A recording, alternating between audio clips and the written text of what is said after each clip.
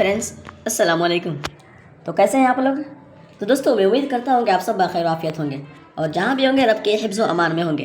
तो दोस्तों, ये चैप्टर हमारा सीटेट उर्दू से होने वाला है और हम देखेंगे कि सीटेट में पेडागोजी से किस तरह के क्वेश्चन पूछे जाते हैं और कैसे कैसे सवाल दर्ज किए जा सकते हैं और कैसे कैसे पूछे गए हैं दोस्तों। तो चलिए दोस्तों, लास्ट तक बने रहें, बहुत ही मुफीद चैप्टर होने वाला है। अगर आप सीटेट की तैयारी कर रहे हैं तो उन नाज़रीन के लिए बहुत ही खास और अहम चैप्टर होने वाला है।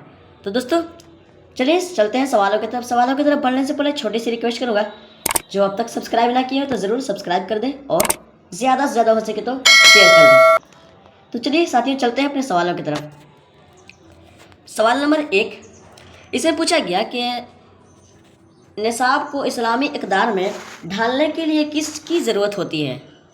यानी कि निसाब को इस्लामी इक़दार में ढालने के लिए किसकी ज़रूरत होती है। ऑप्शन 1, तालीम नस्वा और माशरती की। ऑप्शन 2, साइंसी तालीम व फ़ौजी तरबियत की।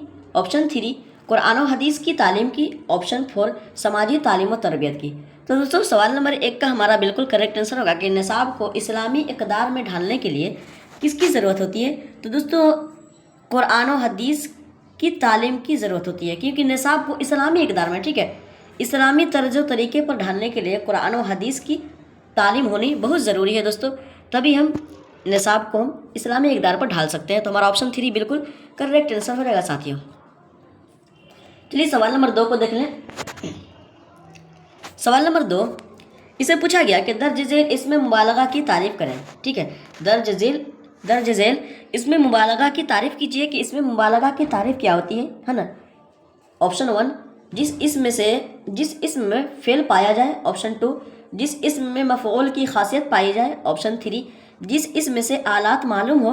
ऑप्शन 4, जिस इसम में ज़्यादती पाई जाए। ठीक है, तो दोस्तों सवाल नंबर 2 का हमारा बिल्कुल करेक्ट आंसर होगा कि इसमें मुबालगा जो है, इसमें मुबालगा मतलब किसी चीज़ को बढ़ चढ़ कर बोलना। ठीक है, थोड़ा सा उसमें बलागत इख्तियार करना, मतलब किसी चीज़ को थोड़ा सा ज़्यादा ही बोल देना। उसकी तारीफ़ 10% की है तो हम बढ़ा चढ़ा कर 15%, 20% वगैरह तारीफ़ कर दें तो उसको हम कहते हैं इसमें मुबालगा।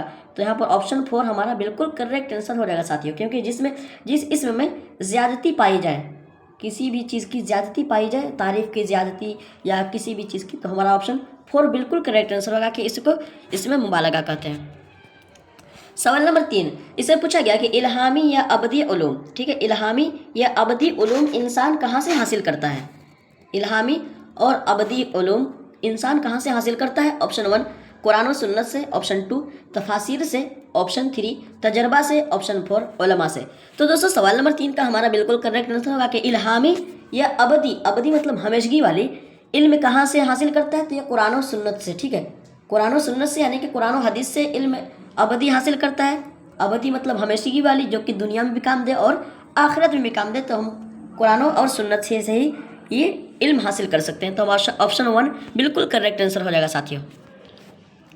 सवाल नंबर 4, इसे पूछा गया कि दर्ज झेल लफ्ज़ की कितनी किस्में हैं। ये लफ्ज़ जो है, लफ्ज़ की कितनी किस्में हैं। ऑप्शन 1 4, ऑप्शन 2 2, ऑप्शन 3 7, ऑप्शन 4 6 किस्में। तो दोस्तों, सवाल नंबर 4 का हमारा बिल्कुल करेक्ट आंसर होगा कि लफ्ज़ की मात्र 2 किस्में। ठीक है, लफ्ज़ की 2 किस्में हैं, मौजू और मुहमल।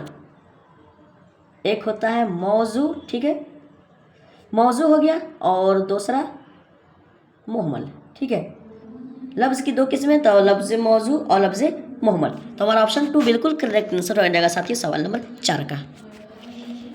सवाल नंबर 5 को देख लें। सवाल नंबर 5, इसमें पूछा गया कि उसूल तंजीम कितने उसूल पर मुश्तमिल है। ठीक है, उसूल तंजीम जो है वो कितने उसूल पर मुश्तमिल है। ऑप्शन 1 4 किस्म पर। Option 2 3, option 3 10, option 4 9। तो दोस्तों, सवाल नंबर 5 का हमारा बिल्कुल करेक्ट आंसर क्या है कि उसूल तंजीम जो है वो 9 उसूल पर मुश्तमिल है। तो ऑप्शन 4 बिल्कुल करेक्ट आंसर हो जाएगा साथियों सवाल नंबर 5 का। सवाल नंबर 6 में पूछा गया कि निसाब एक फ़र्द नहीं, पूरे माशरे की ख़यालात और ख्वाहिशात का आईना होता है। ये किस माहिर तालीम की निसाब से मुताल्लिक़ है। Option 1 Donald Butler. Option 2 Raymond. Option 3 Ross. Option 4 George Patton. तो दोस्तों, सवाल नंबर 6 का हमारा बिल्कुल करेक्ट आंसर होगा कि निसाब एक फ़र्द का नहीं, पूरे माशरे के ख़यालात और ख्वाहिशात का आईना दार होता है। तो ये दोस्तों रिमांड जो है उसी के निसाब से मुताल्लिक है। तो हमारा ऑप्शन 2 बिल्कुल करेक्ट आंसर हो जाएगा साथियों सवाल नंबर 6 का। सवाल नंबर 7 को देख लें। सवाल नंबर 7 इसमें पूछा गया कि इंसान इक्तिसाबी उलूम हासिल करता है, ठीक है, इंसान इक्तिसाबी उलूम हासिल करता है। ऑप्शन 1 कुतुब से, ऑप्शन 2 अपने हसबी तजर्बे और तफक्कुर व तदबीर से, ऑप्शन 3 उलमा से, ऑप्शन 4 बुजुर्गों से। तो दोस्तों सवाल नंबर 7 का हमारा बिल्कुल करेक्ट आंसर होगा कि इंसान इक्तिसाबी उलूम जो हासिल करता है अपने हसबी तजर्बे और तफक्कुर तदबीर से हासिल करता है, ठीक है। तो ऑप्शन 2 बिल्कुल करेक्ट आंसर हो जाएगा साथ ही सवाल नंबर 7 का। सवाल नंबर 8 है। सवाल नंबर 8 में पूछा गया कि दर्ज झेल इसमें आला की तारीफ कीजिए। इसमें आला की तारीफ कीजिए। ऑप्शन 1 जिस इसम में फेल पाया जाए, ऑप्शन 2 जिसमें ज़माना का पता चले, ऑप्शन 3 जिसके ज़रिए किसी काम के करने में मदद हो, ऑप्शन 4 जिससे मफ़ऊल ज़ाहिर हो। तो दोस्तों सवाल नंबर 8 का हमारा बिल्कुल करेक्ट आंसर होगा कि दर्ज झेल इसमें आला कहते किसको कहते हैं दोस्तों? इसमें आला उस चीज़ को कहते हैं जिससे हम काम लेते हैं किसी चीज़ के। जैसे लिखने के लिए हम कलम का इस्तेमाल करते हैं, फिर खेती गृहस्थी करने के लिए मतलब खेत कोड़ने के लिए हम कुदार का हम इस्तेमाल करते हैं। तो दोस्तों उसी को कहते हैं इसमें आला। तो हमारा ऑप्शन 3 बिल्कुल करेक्ट आंसर हो जाएगा साथियों कि जिसके ज़रिए किसी काम के करने में मदद हासिल हो तो उसको इसमें आला कहते हैं। तो ऑप्शन 3 बिल्कुल करेक्ट आंसर हो जाएगा साथियों। सवाल नंबर 9 को देख लें। सवाल नंबर 9 थोड़ा सा सवाल नंबर 9 में पूछा गया कि दर्ज झेल फ़र्द की जमा चुने, ठीक है, फ़र्द जो है फ़र्द की जमा चुने। ऑप्शन 1 अफराद, ऑप्शन 2 फ़र्दों, ऑप्शन 3 फ़रूद, ऑप्शन 4 फ़र्दें। तो दोस्तों सवाल नंबर 9 का हमारा बिल्कुल करेक्ट आंसर होगा कि फ़र्द की जमा अफराद आते हैं। तो ऑप्शन 1 बिल्कुल करेक्ट आंसर हो जाएगा साथियों सवाल नंबर 9 का। सवाल नंबर 10 को देख लें। सवाल नंबर 10 इसे पूछा गया कि साइंस की बदौलत किस में बड़ी तरक्की हुई, ठीक है, साइंस की बदौलत। ऑप्शन 1 बिजली में, ऑप्शन 2 सनातो हिरफत में, बेरोजगारी में, खेती में। तो दोस्तों सवाल नंबर 10 का हमारा बिल्कुल करेक्ट आंसर होगा कि साइंस की बदौलत सनातो हिरफत में बड़ी तरक्की हुई। तो ऑप्शन 2 बिल्कुल करेक्ट आंसर हो जाएगा साथियों। सवाल नंबर 11 इसे पूछा गया कि दर्ज झेल आलिम का मुतजाद क्या होगा, ठीक है, आलिम जो है आलिम का अपोजिट क्या आएंगे। ऑप्शन 1 जाहिल, उलमा, मास्टर, उस्ताद। तो दोस्तों सवाल नंबर 11 का जाहिल इसके अपोजिट आते हैं आलिम के। तो ऑप्शन 1 बिल्कुल करेक्ट आंसर हो जाएगा साथी सवाल नंबर 11 का। सवाल नंबर 12 इसे पूछा गया कि नौइयत का सही मतलब वाज़ेह करें। नौइयत जो है नौइयत का सही मतलब वाज़ेह करें। ऑप्शन 1 नया, पुराना, किस्म, खासियत। तो दोस्तों सवाल नंबर 12 का करेक्ट आंसर होगा कि नौइयत का मतलब होता है किस्म, ठीक है, नौइयत मतलब किस्म होते हैं। तो ऑप्शन 3 बिल्कुल करेक्ट आंसर हो जाएगा साथियों। सवाल नंबर 13 इसे पूछा गया कि बागो बहार के मुसन्निफ कौन है, ठीक है, बागो बहार जो है इसके मुसन्निफ कौन है। Option 1 Iqbal, option 2 Ghalib, option 3 Premchand, option 4 Mir Aman Dehlvi. तो दोस्तों सवाल नंबर 13 का हमारा बिल्कुल करेक्ट आंसर होने वाला है कि बागो बहार के जो मुसन्निफ है वो मीर अमन दहलवी है। तो ऑप्शन 4 बिल्कुल करेक्ट आंसर हो जाएगा साथियों सवाल नंबर 13 का। सवाल नंबर 14 में पूछा गया कि तसव्वुरियत के मुताबिक तालीमी निज़ाम में किन इक़दार को सबसे ज़्यादा अहमियत दी जाती है। ऑप्शन 1 तजर्बाती, ऑप्शन 2 इखलाकी, ऑप्शन 3 रिवायती, ऑप्शन 4 तालीमी। तो दोस्तों सवाल नंबर 14 का हमारा बिल्कुल करेक्ट आंसर होगा कि ये रिवायती तालीम को, ठीक है, रिवायती तालीम को सबसे ज़्यादा अहमियत दी जाती है। तो ऑप्शन 3 बिल्कुल करेक्ट आंसर हो जाएगा साथियों। सवाल नंबर 15 इसे पूछा गया कि दर्ज झेल इसमें के अक़साम बयान करें। दर्ज झेल इसमें के अक़साम बयान करें। Option 1 7, option 2 3, option 3 5, option 4 8। तो दोस्तों सवाल नंबर 15 का हमारा बिल्कुल करेक्ट आंसर होगा कि इसमें के अक़साम जो होते हैं वो 3 किस्म के हैं, ठीक है, 3 किस्में हैं। तो ऑप्शन 2 बिल्कुल करेक्ट आंसर होगा। कौन कौन? जामिद, मज़दर, मुश्तक़। सवाल नंबर 16 इसमें पूछा गया कि कलमा का एक दूसरा नाम क्या है, वजाहत करें, ठीक है, कलमा जो है इसका एक दूसरा नाम जो है वो उसकी वजाहत करें कि वो कौन सा नाम है, दूसरा नाम जो है। ऑप्शन 1 तलफ़ुज़, ऑप्शन 2 लफ्ज़, ऑप्शन 3 कलाम, ऑप्शन 4 मुस्बत। तो दोस्तों सवाल नंबर 16 का जो है कलमा का एक दूसरा नाम जो है वो कलाम है, ठीक है, कलमा ही को कलाम कहते हैं। तो ऑप्शन 3 बिल्कुल करेक्ट आंसर हो जाएगा साथियों। सवाल नंबर 17 में पूछा गया कि तालीम दूसरे मानों में इंसान के किस चीज़ को तब्दील करती है, यानी कि जो तालीम जो है वो दूसरे मानों में इंसान के किस चीज़ को तब्दील कर देती है। ऑप्शन 1 तब सूरत को, ऑप्शन 2 किरदार को, ऑप्शन 3 बातिन को, ऑप्शन 4 इल्म को। तो दोस्तों सवाल नंबर 17 का बहुत ही आसान सवाल है कि तालीम जो है दूसरे मानों में इंसान के किरदार को तब्दील करती है। ठीक है, इंसान जब तालीम याफ्ता हो जाता है तो उसके किरदार, उसके चाल ढाल बदल जाते हैं, अच्छे रवैये पर चलने लगते हैं, अच्छे रास्ते पर चल जाते हैं। तो हमारा ऑप्शन 2 बिल्कुल करेक्ट आंसर हो जाएगा साथी सवाल नंबर 17 का।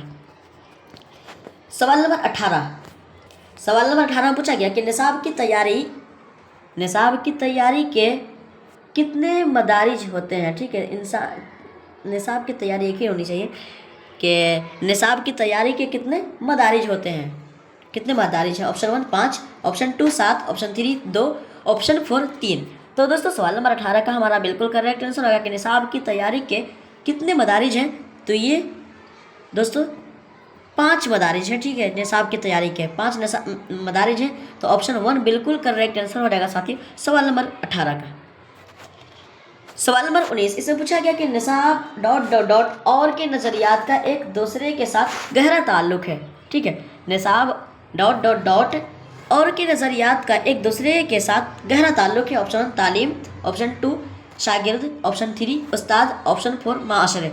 तो दोस्तों सवाल नंबर 19 का हमारा बिल्कुल करेक्ट आंसर होगा कि निसाब माशरे और, ठीक है, माशरे और नज़रियात का एक दूसरे के साथ गहरा ताल्लुक है। ठीक है, तो ऑप्शन 4 बिल्कुल करेक्ट आंसर हो जाएगा साथियों सवाल नंबर 19 का। सवाल नंबर 20, सवाल नंबर 20 से पूछा गया कि डॉट डॉट डॉट की मौजूदगी उस्ताद के लिए रहनुमाई और तलबा के लिए आसान तालीम के हुसूल के बाइस बनती है। और कौन सी चीज़ है, किसकी मौजूदगी। ठीक है, किस चीज़ की मौजूदगी उस्ताद असातिज़ा के लिए रहनुमाई और तलबा के लिए आसान तालीम के हुसूल के बाइस बनती है। ऑप्शन 1 साइंस की मौजूदगी, ऑप्शन 2 हम निसाबी सरगर्मियाँ, है ना, हम निसाबी सरगर्मियों की मौजूदगी, ऑप्शन 3 निसाब की मौजूदगी, ऑप्शन 4 मदरसे की मौजूदगी। तो दोस्तों सवाल नंबर 20 का हमारा बिल्कुल करेक्ट आंसर होगा कि निसाब की मौजूदगी। ठीक है, निसाब की मौजूदगी असातिज़ा के लिए रहनुमाई और तलबा के लिए आसान तालीम के हुसूल के बाइस बनती है। कौन सी, निसाब की मौजूदगी। ठीक है, तो ऑप्शन 3 बिल्कुल करेक्ट आंसर हो जाएगा साथ ही सवाल नंबर 20 का। सवाल नंबर 21, सवाल नंबर 21 से पूछा गया कि दर्ज झेल मालूम की जमा क्या होगी। ठीक है, मालूम जो है, मालूम की जमा क्या होगी। Option 1 मालिम, option 2 मालूमो, option 3 Muallem, option 4 मालूमात। तो दोस्तों सवाल नंबर 21 का बहुत ही आसान सवाल है कि दर्ज झेल मालूम की जमा क्या होगी। तो मालूम की जमा मालूमात आते हैं। ठीक है, तो ऑप्शन 4 बिल्कुल करेक्ट आंसर हो जाएगा साथी सवाल नंबर 21 का। सवाल नंबर 22, सवाल नंबर 22 में पूछा गया कि एक सबक जितनी फरावानी से दोहराया जाता है वो उतना ज़्यादा डॉट डॉट डॉट हो जाता है। अब क्या हो जाता है। ऑप्शन 1 सवालिया हो जाता है, ऑप्शन 2 जहन नशी हो जाता है, ऑप्शन 3 पेचीदा हो जाता है, ऑप्शन 4 मुश्किल हो जाता है। तो दोस्तों सवाल नंबर 22 का हमारा बिल्कुल करेक्ट आंसर होगा कि एक सबक जितनी फरावानी से दोहराया जाता है वो उतना ही ज़्यादा जहन नशी होते चला जाता है। ठीक है, जहन नशी होते चला जाता है, बहुत ही पुख्ता होता चला जाता है और याद होते चला जाता है। तो ऑप्शन 2 बिल्कुल करेक्ट आंसर हो जाएगा साथी सवाल नंबर 22 का। सवाल नंबर 23, इससे पूछा गया कि मुंदरजा झेल मसदर की तारीफ़ करें।